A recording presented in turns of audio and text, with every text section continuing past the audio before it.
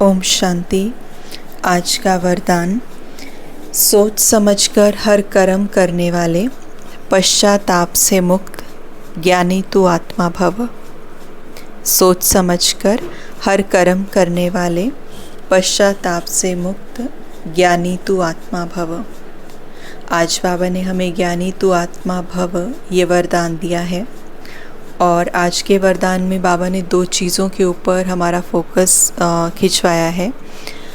पहली चीज़ है कि सोच समझकर काम करना क्यों ज़रूरी है, कर्म को करने से पहले उसके लिए सोच विचार करना क्यों ज़रूरी है, और दूसरा ज्ञानी तू आत्मा की डेफिनेशन क्या है। तो बाबा ने वरदान को एक्सप्लेन किया। दुनिया में भी कहते हैं पहले सोचो फिर करो। जो सोचकर नहीं करते, करके फिर सोचते हैं तो पश्चाताप का रूप हो जाता है। जो सोचकर नहीं करते, करके फिर सोचते हैं तो पश्चाताप का रूप हो जाता है। पीछे सोचना ये पश्चाताप का रूप है और पहले सोचना ये ज्ञानी तू आत्मा का गुण है। द्वापर कलयुग में तो अनेक प्रकार के पश्चाताप ही करते रहे, लेकिन अब संगम पर ऐसा सोच समझकर संकल्प व कर्म करो जो कभी मन में भी एक सेकंड भी पश्चाताप ना हो, तब कहेंगे ज्ञानी तू आत्मा। तो बाबा ने हमें कहा कि सोच समझकर हमें हर एक कर्म करना है।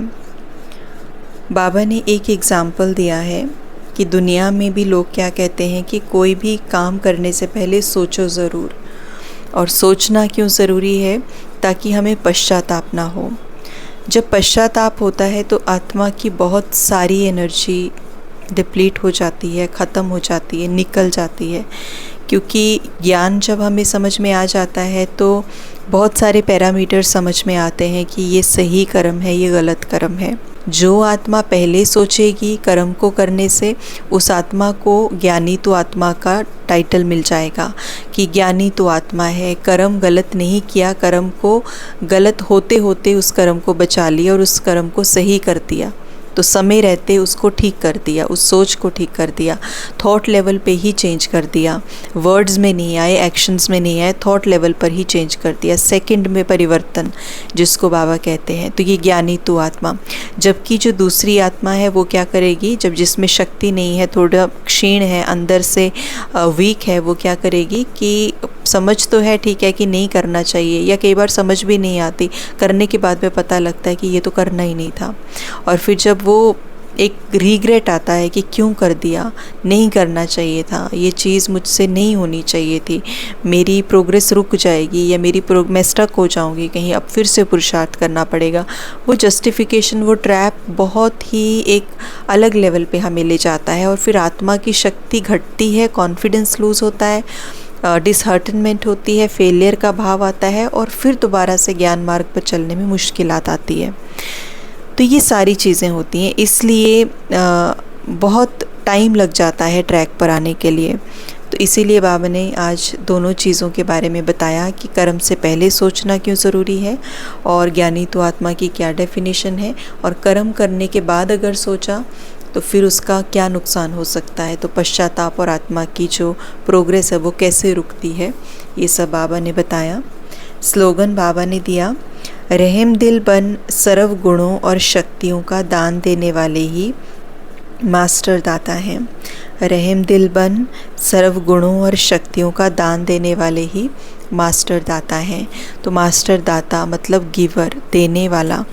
रहम दिल बन, रहम दिल बनने के लिए एक बहुत डीप अंडरस्टैंडिंग की ज़रूरत होती है कि ये आत्मा ऐसा कर्म क्यों कर रही है। ड्रामा की नॉलेज की ज़रूरत होती है, ये एनर्जी मेरे सामने क्यों आई है ना। और एक गहरी समझ, अंडरस्टैंडिंग कि ये आत्मा किस चीज़ के वशीभूत होके, किस अवगुण के या किस विकार के वशीभूत होके ये चीज़ कर रही है। तो वो एक कंपैशन, वो एक ज्ञान युक्त रहम जब आता है तो उससे हम दूसरों को हेल्प कर दें या कोऑपरेट कर दें, ये भावना जागृत हो जाती है और उनकी गलती को हम इतना हाईलाइट नहीं करते, इसने ये बोला वो बोला, और नेगेटिविटी को हाईलाइट नहीं करते हैं, समझते हैं उनको। तो वही बाबा ने कहा कि रहम दिल बनो और गुणों और शक्तियों का दान दो। अब गुणों और शक्तियों का दान कैसे दें?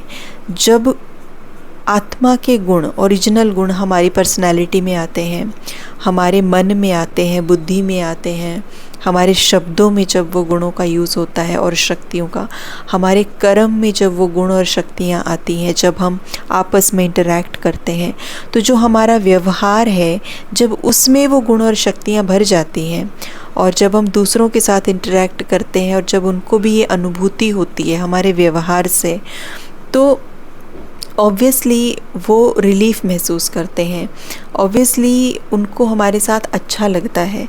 तो क्योंकि हम दे रहे हैं, अपने कर्म से दे रहे हैं, अपनी भावनाओं से दे रहे हैं, अपने शब्दों से दे रहे हैं, we are available for them. और जो बाप समान एक सस्टेनेंस है, पालना है, जैसे बाबा हमारी पालना करते, तो एक तरह से उनको वैसा फील हमसे आता है कि हाँ, आपसे सुख मिल रहा है, शांति मिल रही है।